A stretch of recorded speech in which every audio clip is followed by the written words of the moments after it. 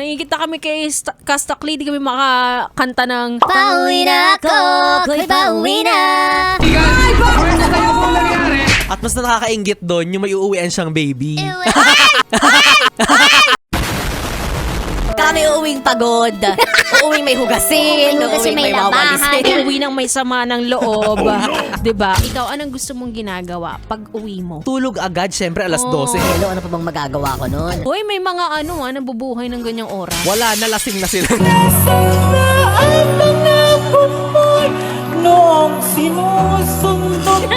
Kaya alam mo yun, isa sa mga namimiss ko, yung mga nightlife.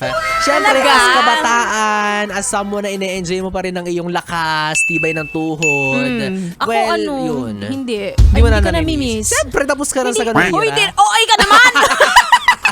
Pangkatin ko levels. Hindi ko namimiss kasi hindi ako dumaan sa ganyan. Ano ba, hindi pa huli ang lahat?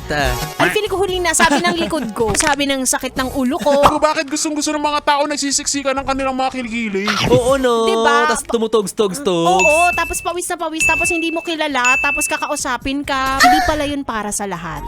At hindi yun para sa akin. Kasi unang-una sa lahat, wala akong pera pang nightlife.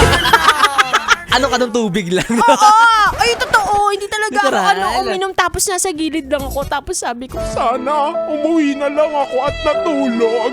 Behave ka lang. oh, hindi rin. Diretso uwi na, tulog, pahinga, tapos gising sa umaga, bunot charger, ganon.